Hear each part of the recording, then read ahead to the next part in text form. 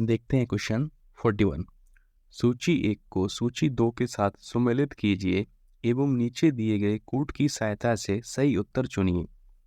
एक तरफ सूची 1 है, एक तरफ सूची 2 है। सूची 1 में है ऋग्वेद, यजुर्वेद, सामवेद, अथर्ववेद। सूची 2 में संगीत में स्तोत्र एवं कर्मकांड, तंत्र मंत्र एवं वशीकरण, स्तोत्र एवं प्रार्थनाएं। सूची 1 को सूची 2 से मिलाना है। तो ऋग्वेद में क्या होता है? स्तोत्र एवं प्रार्थनाएं। तो फर्स्ट का क्या हुआ? फोर्थ। सेकंड क्या है? यजुर्वेद में क्या है? जो यज्ञ से रिचुअल्स होते हैं ना, तो उसका हो जाएगा सेकंड, स्तोत्र एवं कर्मकांड। सामवेद में क्या होता है? म्यूजिक। तो सामवेद का हो गया संगीत में स्तोत्र, मतलब सी का 1, 2 का 2, ए का 4। अथर्ववेद में क्या होता है? तंत्र मंत्र एवं वशीकरण। आपको ऐसे याद रखना है कि जब मैं पढ़ाई कर रहा था ना, जब पहली बार पढ़ा था, तो मैंने इसको ऐसे याद किया था। अथर आमिर है ना, उसकी शादी हुई थी टीना दावी से। तो मैंने याद किया था, अथर्व ने क्या किया? बसीकरण कर लिया था, टीना को बस में ले लिया था अपने। तो बसीकरण मतलब ब्लैक मैजिक टाइप का कर लिया था कुछ। ये फनी है काफ़ी, लेकिन याद हो जाएगा इससे। अथर्व मतलब वशीकरण, तंत्र मंत्र वाला सिस्टम, अथर्ववेद। और ऋग्वेद सबसे पुराना है, तो स्तुति एवं प्रार्थनाएं। सामवेद को पता ही है आपको, म्यूजिक होता है, संगीत। यजुर्वेद यज्ञ से रिलेटेड, इसमें यज्ञ से रिलेटेड रिचुअल होते हैं। तो इसका सही आंसर क्या होगा? फर्स्ट। ये इसका एक्सप्लेनेशन दिया हुआ है, एक्सप्लेनेशन देखते हैं। ऋग्वेद, रिंग अर्थात स्थिति और ज्ञान। ऋग्वेद सबसे पहला वेद है जो पदात्मक है। इसके 10 मंडल में 1028 सूक्त हैं, जिसमें 11,000 मंत्र हैं। इस वेद की 5 शाखाएं हैं: साकल्प, भास्कल, अश्वलायन, सांकायन, मंडूकायन। इसमें भौगोलिक स्थिति और देवताओं के आवाहन मंत्रों के साथ बहुत कुछ है। ऋग्वेद की ऋचाओं में देवताओं की प्रार्थना, स्तुतियाँ और देवलोक में उनकी स्थिति का वर्णन है।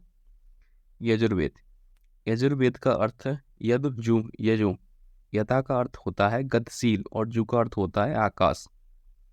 इसके अलावा कर्म, श्रेष्ठम कर्म की प्रेरणा। यजुर्वेद में यज्ञ की विधियां और यज्ञों के प्रयोग के लिए किए जाने वाले मंत्र हैं। यज्ञ के अलावा तत्व ज्ञान का वर्णन है। तत्व ज्ञान अर्थात रहस्यमयी ज्ञान। जैसे इसमें लिखा है कि यजु का अर्थ क्या होता है? गतिशील, और जु का अर्थ होता है आकाश। जो अग्नि होती है, अग्नि जब हम यज्ञ करते हैं, तो अग्नि क्या काम करती है? पृथ्वी को आकाश से मिलाने का काम करती है। तो यज्ञ क्या होता है? गतिशील होता है, और जू आकाश होता है। तो जो हमारी अग्नि होती है, जब हम हवन वगैरह कर रहे होते हैं, यज्ञ कर रहे होते हैं, तो अग्नि हमें पृथ्वी से आकाश के जो हमारे मंत्र उच्चारण होते हैं उनको ऊपर पहुंचाने का काम करती है भगवान के पास, हिंदू मान्यता अनुसार के। सामवेद, साम का अर्थ होता है रूपांतरण और संगीत। सौम्यता और उपासना। इस वेद में ऋग्वेद की ऋचाओं का संगीतमय रूप है। सामवेद गीतात्मक यानी गीत के रूप में है। इस वेद को संगीत शास्त्र का मूल माना जाता है। 1824 मंत्रों के इस वेद में 75 मंत्रों को छोड़कर शेष सब मंत्र ऋग्वेद से ही लिए गए हैं। इसमें सविता, अग्नि, इंद्र देवताओं के बारे में जिक्र मिलता है। सविता का मतलब होता है सूर्य। इसमें मुख्य रूप से 3 शाखाएं हैं और 75 ऋचाएं हैं। फोर्थ, अथर्ववेद। अथर्व का अर्थ होता है कंपन, अथर्व का अर्थ होता है अकंपन। ज्ञान से श्रेष्ठ कर्म करते हुए परमात्मा की उपासना में लीन रहता है, वही अकंप बुद्धि को प्राप्त होकर मोक्ष धारण करता है। इस वेद में रहस्यमयी विद्याओं, जड़ी बूटियों, चमत्कार और आयुर्वेद आदि का जिक्र है। इसके 20 अध्याय में 5,687 मंत्र हैं। इसके 8 खंड हैं, जिनमें वेजस वेद और धातु वेद ये दोनों नाम मिलते हैं। चलते हैं नेक्स्ट क्वेश्चन पर। आरंभिक वैदिक साहित्य में सर्वाधिक वर्णित नदी है। फर्स्ट ऑप्शन है सिंधु, सेकंड है सतुदरी, थर्ड है सरस्वती, फोर्थ है गंगा।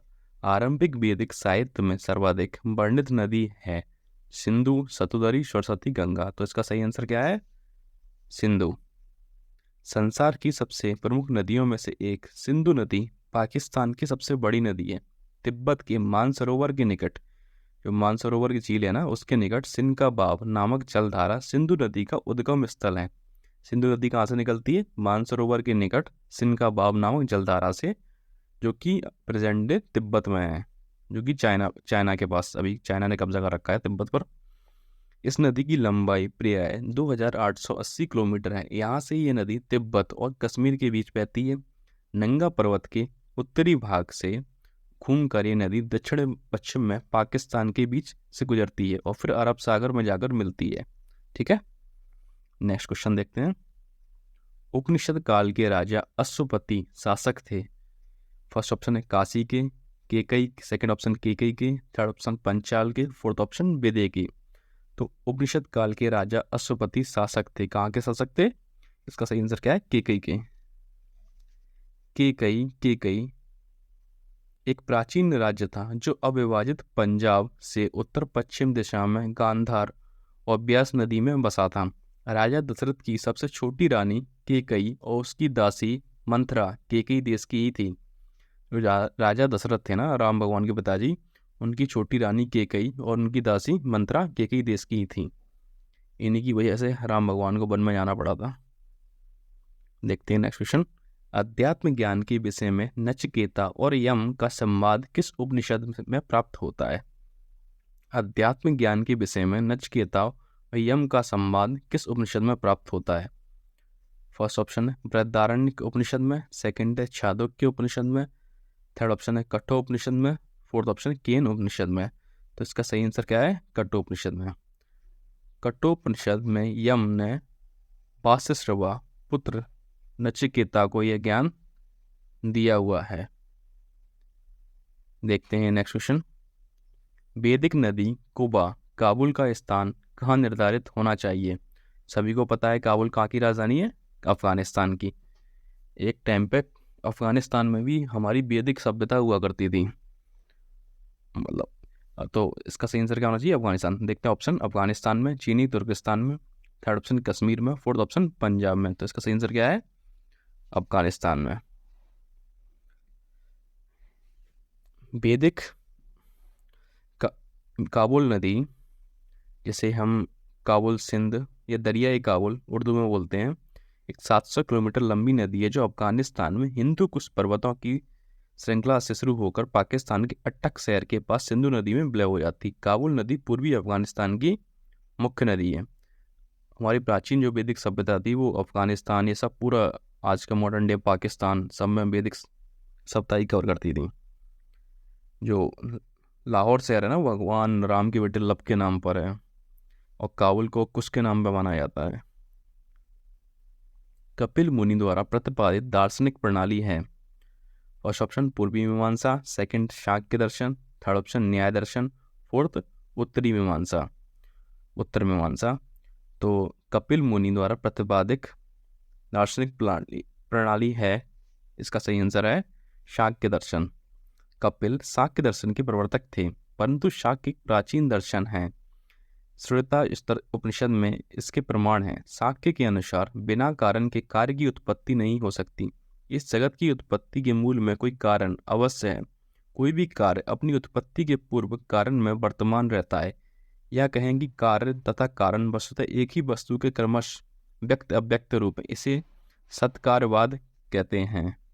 तो शाक्य दर्शन का मानना है कि हर कार्य के पीछे एक कारण अवश्य होता है, और शाक्य दर्शन किसने प्रतिपादित किया था? कपिल मुनि ने।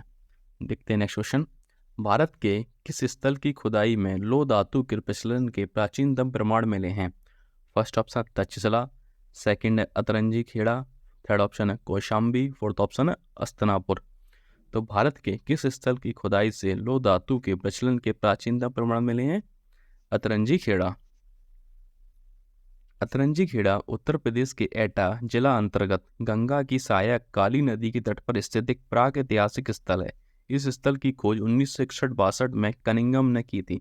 कनिंघम ने चीनी यात्री होमचांग द्वारा उल्लेखित पिलोशाना नामक स्थल को अतरंजी खेड़ा से समीकरण किया है। अवशेषों के आधार पर यहाँ की संस्कृति को 4 स्तरों में बांटा गया है, जिनमें तीसरे स्तर चित्रित धूसर मृतभांड संस्कृति में लौह उपकरणों के प्राप्त होने की बात कही गई है। नेक्स्ट क्वेश्चन देखते हैं। निम्नलिखित में से किसका संकलन ऋग्वेद पर आधारित है? ये तो हम देख चुके हैं। फर्स्ट ऑप्शन है यजुर्वेद, सेकंड है सामवेद, थर्ड ऑप्शन है अथर्ववेद, फोर्थ ऑप्शन है इनमें से कोई नहीं। तो इसका सही आंसर क्या है? सामवेद। साम का अर्थ है गान। सामवेद में संकलित मंत्रों को देवताओं की स्तुति के समय गाया जाता है। सामवेद में कुल 1875 ऋचाएं हैं, जिनमें 75 से अतिरिक्त शेष ऋग्वेद से ली गई हैं। सामवेद में टोटल ऋचाएं कितनी है? 1875 ऋचाएं, मतलब मंत्र, और जो कि 75 इसकी स्वयं सामवेद की है, बाकी जितनी भी हैं वो ऋग्वेद से ली गई हैं। इन ऋचाओं का गान सोम यज्ञ के समय उद्गाता करते थे। देवता अभिषेक विवेचन की दृष्टि से सामवेद का प्रमुख देवता सविता या सूर्य है। इसमें मुख्यतः सूर्य की स्तुति के मंत्र हैं, किंतु इंद्र, सोम आदि का भी इसमें पर्याप्त वर्णन है। नेक्स्ट क्वेश्चन, निम्नांकित में से कौन प्रस्थानत्रयी में शामिल नहीं है? फर्स्ट ऑप्शन है भागवत, सेकंड है भगवत गीता, थर्ड है ब्रह्म मुहूर्त, फोर्थ ऑप्शन है उपनिषद। तो इसका सही आंसर क्या है? भागवत। श्रीमद् भागवत गीता, ब्रह्म सूत्र तथा उपनिषदों को सामूहिक रूप से प्रस्थानत्रयी कहा जाता है। श्रीमद् भागवत गीता, ब्रह्म सूत्र तथा उपनिषद को सामूहिक रूप से प्रस्थानत्रयी कहा जाता है, जिनमें प्रवृत्ति और निवृत्ति दोनों मार्गों का तात्विक विवेचन है, परंतु भागवत प्रस्थानत्रयी में शामिल नहीं है। ये वेदांत के 3 मुख्य स्तंभ माने जाते हैं।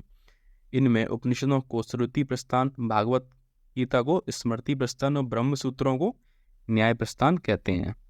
नेक्स्ट क्वेश्चन देखते हैं, कर्म का सिद्धांत संबंधित है। फर्स्ट ऑप्शन है न्याय से, सेकंड है मीमांसा से, थर्ड है वेदांत से, फोर्थ है विशेषका से। तो इसका सही आंसर क्या है? मीमांसा से। कर्म का सिद्धांत किससे संबंधित है? मीमांसा से। मीमांसा शब्द का अर्थ है किसी वस्तु के स्वरूप का यथार्थ वर्णन, और वेद के मुख्यतः 2 भाग हैं। प्रथम भाग में कर्मकांड बताया गया है, जिसमें अधिकारी मनुष्य की प्रवृत्ति होती है। द्वितीय भाग में ज्ञान कांड बताया गया है, जिसमें अधिकारी मनुष्य की निवृत्ति होती है। कर्म तथा ज्ञान के विषय में कर्म मीमांसा और वेदांत की दृष्टि में अंतर है। जैसे जो मीमांसा है ना, 2 प्रकार के। एक पहला है जो कर्म मीमांसा नाम से जाना जाता है, जो उत्तरी मीमांसा वो वेदांत नाम से जाना जाता है। वेदांत के अनुसार कर्म त्याग के बाद ही आत्मज्ञान संभव है। कर्म तो केवल चित्त शुद्धि का साधन है। मोक्ष की प्राप्ति तो ज्ञान से ही हो सकती है, परंतु कर्म मीमांसा के अनुसार मुमुक्षु को भी कर्म करना चाहिए। चलते हैं नेक्स्ट क्वेश्चन पर। सम्मिलित कीजिए, 1-2 सूची दी हुई है, उनको मिलाना है। फर्स्ट में अथर्ववेद, ऋग्वेद, यजुर्वेद, सामवेद, और दूसरी तरफ है ईश्वर महिमा, बलिदान विधि, औषधियों से संबंधित संगीत। तो हम देखते हैं संगीत किससे है? सामवेद से है। औषधियों से संबंधित अथर्ववेद है, और बलिदान विधि मतलब यज्ञ वगैरह बलि की जानकारी किसमें? यजुर्वेद में है, और ऋग्वेद में ईश्वर महिमा। तो हम मिलाएंगे, डी का क्या होगा? सामवेद का डी का होगा फोर्थ, तो फर्स्ट ऑप्शन में फोर्थ है, सेकंड में भी फोर्थ है, ठीक है। सी यजुर्वेद, यजुर्वेद में क्या है? बलिदान विधि, तो सी का क्या होना चाहिए? 2। सी का 2 किसमें है? फर्स्ट ऑप्शन में, तो फर्स्ट सही आंसर है इसका। इसका वही एक्सप्लेनेशन है जो हम फर्स्ट एक पहले रिपीटेड क्वेश्चन है, हम इसको देख चुके हैं इसका एक्सप्लेनेशन, तो हम इसको ज़्यादा देखेंगे नहीं। चलते हैं नेक्स्ट क्वेश्चन पर। चरक संहिता नामक पुस्तक किस विषय से संबंधित है? फर्स्ट ऑप्शन अर्थशास्त्र, सेकंड राजनीति, थर्ड ऑप्शन चिकित्सा, फोर्थ ऑप्शन धर्म। तो चरक संहिता नामक पुस्तक किस विषय से संबंधित है? चिकित्सा। आचार्य चरक संहिता निर्माण के साथ साथ जंगल जंगल, स्थान स्थान घूम घूम कर रोगी व्यक्ति चिकित्सा सेवा किया करते थे, तथा इस कल्याणकारी कार्य तथा विचरण क्रिया के कारण उनका नाम चरक प्रसिद्ध हुआ। उनकी कृति चरक संहिता चिकित्सा जगत की प्रमाणिक, पूर्ण और महान सिद्धांतिक ग्रंथ है। नेक्स्ट क्वेश्चन, यज्ञ संबंधी विधि विधानों का पता चलता है। यज्ञ संबंधी विधि विधानों का पता चलता है। First option Rigveda, second Samaveda, third option Brahmana ग्रंथों से, फोर्थ ऑप्शन यजुर्वेद से। तो विधि विधान यज्ञ किस में है? यजुर्वेद में। ये जो शब्द का अर्थ है यज्ञ यजुर्वेद मूलतः कर्मकांड ग्रंथ है। इसकी रचना कुरुक्षेत्र में मानी जाती है। यजुर्वेद में आर्यों की धार्मिक एवं सामाजिक जीवन की झांकी मिलती है। इस ग्रंथ से पता चलता है कि आर्य सप्त सिंगम से आगे बढ़ गए थे और वे प्राकृतिक पूजा के प्रति उदासीन होने लगे थे। यजुर्वेद के मंत्रों का उच्चारण अथर्वणीय नामक पुरोहित करता था। यजुर्वेद कर्मकांड प्रधान ग्रंथ है। इसमें यज्ञों और हवनों के नियम और विधान हैं। देखते हैं नेक्स्ट क्वेश्चन। वैदिक युगीन सभा है गांव के व्यवसायिक लोगों की संस्था थी, राज दरबार होता था, मंत्री परिषद थी, राज्यों के समस्त लोगों की एक राष्ट्रीय सभा थी। तो इसका सही आंसर क्या है? वैदिक युगीन क्या सभा क्या होती थी? मंत्री परिषद होती थी। वैदिक युग के अनेक जनतांत्रिक संस्थाओं में सभा एक थी, सभा के साथ एक दूसरी संस्था थी समिति, और अथर्ववेद में उन दोनों को प्रजापति की दो पुत्रियां कहा गया है। अथर्ववेद में जो सभा और समिति थी इनको क्या कहा गया है? प्रजापति की पुत्रियां। प्रजापति मतलब होता है राजा। राजा जो अपना राज्य थे वो कैसे शासन करते थे? सभा की सलाह पे। सभा क्या होता था? मंत्री परिषद थी सभा। और समिति क्या होती थी? समिति में सभी लोग आ जाते थे। समिति एक बड़ा रूप थी, सभा एक छोटी। जैसे आज के कैबिनेट मिनिस्टर है ना, कैबिनेट को हम सभा मान लेते हैं। कैबिनेट जो काउंसिल ऑफ मिनिस्टर है उसको हम सभा मान लेते हैं, और समिति एक बड़ा रूप। तत्कालीन वैदिक समाज की ये संस्थाएं अपने विकसित रूप से प्राप्त हुई थी। उसका तात्पर्य सभा स्थल और सभा की बैठक दोनों से ही था। देखते हैं नेक्स्ट क्वेश्चन। वैदिक युग में प्रचलित लोकप्रिय शासन प्रणाली थी। वैदिक युग में प्रचलित लोकप्रिय शासन प्रणाली थी। फर्स्ट निरंकुश, सेकंड ऑप्शन है प्रजातंत्र, थर्ड ऑप्शन है गणतंत्र, फोर्थ ऑप्शन है वंशानुगत राजतंत्र। तो आपने देखा होगा 16 महाजनपद में से कई गणतंत्र महाजनपद हुआ करती थी। इसका सही ऑप्शन क्या है? गणतंत्र। वैदिक युग में राजतंत्रात्मक प्रणाली प्रचलित थी। इसमें शासन का प्रमुख राजा होता था। राजा वंशानुगत न होता था, परंतु जनता उसे हटा सकती थी। वह क्षेत्र विशेष का नहीं बल्कि जन विशेष का प्रधान होता था। जैसे आज ट्राइब है ना, एक जैसे आज कास्ट बटी हुई हैं, उन कास्ट के एक प्रतिनिधि के टाइप में होता था, तो उसको हम बोलते थे।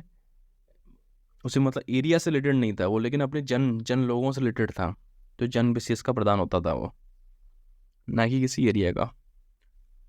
सबसे प्राचीन वेद कौन सा है? फर्स्ट ऑप्शन है ऋग्वेद, सेकंड है यजुर्वेद, थर्ड ऑप्शन है सामवेद, फोर्थ ऑप्शन है अथर्ववेद। तो इसका सही आंसर क्या है? सबसे प्राचीन वेद कौन सा है? ऋग्वेद। ऋग्वेद को चारों वेदों में सबसे प्राचीन माना जाता है। इसको दो प्रकार से बांटा गया है। प्रथम प्रकार में से 10 मंडलों में विभाजित किया गया है। मंडलों के सूक्तों में सूक्त में कुछ ऋचाएं होती हैं। कुल ऋचाएं 10,627 हैं। चलते हैं अगले प्रश्न पर। निम्नलिखित में से कौन भारतीय दर्शन की आरंभिक विचारधारा है? जितने भी जो दर्शन है भारतीय दर्शन 6 हैं टोटल, उनमें ऑप्शन दिए हुए इसमें देखते हैं। सांख्य, वैशेषिक, मीमांसा, योग। तो इसका सही आंसर क्या है? सांख्य। महाभारत में शांति पर्व के अंतर्गत सृष्टि, उत्पत्ति, स्थिति, प्रलय और मोक्ष विषयक अधिकांशतः मत सांख्य ज्ञान व शास्त्र के ही है। जिससे सिद्ध होता है कि उस काल तक महाभारत की रचना तक वह सुप्रतिष्ठित, सुव्यवस्थित और लोकप्रिय एकमात्र दर्शन के रूप में स्थापित हो चुका था। महाभारत के समय सबसे कौन सा लोकप्रिय दर्शन था? सांख्य दर्शन। सांख्य, योग, न्याय, वैशेषिक, मीमांसा एवं वेदांत, इन 6 भिन्न भारतीय दर्शनों को स्पष्ट रूप से अव्यक्ति हुई है। कब अव्यक्ति हुई है इनकी? फर्स्ट ऑप्शन है वैदिक युग में, सेकंड है गुप्त युग में, थर्ड ऑप्शन है कुषाण युग में, फोर्थ ऑप्शन है मौर्य युग में। तो इसका सही आंसर क्या है? वैदिक युग में। हिंदू धर्म में दर्शन अत्यंत प्राचीन परंपरा रही है। वैदिक दर्शनों में 6 दर्शन की अधिक प्रसिद्ध और प्राचीन है। वैदिक दर्शनों में 6 दर्शन अधिक प्रसिद्ध हैं। ये सांख्य, योग, न्याय, वैशेषिक, मीमांसा व वेदांत के नाम से विदित हैं। इनके प्रणेता कपिल है। सांख्य दर्शन के कपिल हैं, योग दर्शन के पतंजलि हैं, न्याय दर्शन के गौतम हैं, वैशेषिक दर्शन के कन्नाड हैं, मीमांसा के जैमिनी हैं, और वेदांत के बादरायण हैं। और वेदांत को ही हम क्या कहते हैं? उत्तरी मीमांसा, पूर्वी मीमांसा। इनके आरंभिक संकेत उपनिषदों से भी मिलते हैं। चलते हैं हम नेक्स्ट प्रश्न पर। निम्नलिखित में से दस्तकारी कौन सी है जो आय द्वारा व्यवहार में नहीं लाई गई थी? फर्स्ट ऑप्शन है पोट्री, जिसे मृतभांड, सेकंड आभूषण, थर्ड बड़ेगिरी कष्टकारता, फोर्थ ऑप्शन है लोहारगिरी। तो इसका सही आंसर क्या है? लोहारगिरी। लोहार वह दस्तकारी है जो आय द्वारा व्यवहार में नहीं लाई गई थी। उस व्यक्ति को लोहार कहते हैं जो लोहा या इस्पात का उपयोग करके विभिन्न वस्तुएं बनाता है। हथौड़ा, छेनी, धौकनी आदि औजारों का प्रयोग करके लोहार, फाटक, ग्रिल, रेली, रेलिंग, खेती औजार, कुछ बर्तन एवं हथियार आदि बनाता है। भारत में लोहार एक प्रमुख व्यावसायिक जाति भी है। चलते हैं अगले प्रश्न पर। सम्मिलित कीजिए, 2 टेबल दी हुई हैं, इनको मिलाना है आपस में। सूची 1 सूची 2। सूची 1 में उपवेद है, सूची 2 में संबंधित वेद हैं। तो फर्स्ट है आयुर्वेद, धनुर्वेद, गंधर्ववेद, शिल्पवेद। और इसको सूची सेकंड में ऋग्वेद, यजुर्वेद, सामवेद, अथर्ववेद। तो आयुर्वेद किसका उपवेद है? ऋग्वेद का। धनुर्वेद किसका उपवेद है? यजुर्वेद का। गंधर्ववेद किसका उपवेद है? सामवेद का। शिल्पवेद किसका उपयोग है? अथर्ववेद का। तो इसका सही आंसर क्या है? फर्स्ट 1 2 3 पर। आपको पता है गंधर्व एक गायन शैली भी है, तो इसको याद रखना है। गंधर्व एक गायन शैली है, तो सामवेद में सारे ही गाने बजाने हैं, तो कहाँ से लिया गया है? सामवेद से। और धनुर्वेद यजुर्वेद से। और आयुर्वेद के 2 मत हैं, इसको अथर्ववेद से भी माना जाता है और ऋग्वेद से भी माना जाता है। परंतु इसका सही आंसर क्या है इस समय? इसमें फर्स्ट ऑप्शन है 1 2 3 4। हिंदू धर्म में 4 मुख्य माने गए वेदों ऋग्वेद, सामवेद, यजुर्वेद तथा अथर्ववेद से निकली हुई शाखाओं के रूपी वेद और ज्ञान को उपवेद कहते हैं। उपवेद के वर्गीकरण के बारे में विभिन्न इतिहासकारों तथा विद्वानों के विभिन्न मत हैं, किंतु सर्व उपयुक्त निम्न मत हैं। उपवेद भी 4 हैं। आयुर्वेद ऋग्वेद से, परंतु सुश्रुत इसे अथर्ववेद से उत्पन्न मानते हैं। धनुर्वेद यजुर्वेद से, गंधर्ववेद सामवेद से, शिल्पवेद अथर्ववेद से।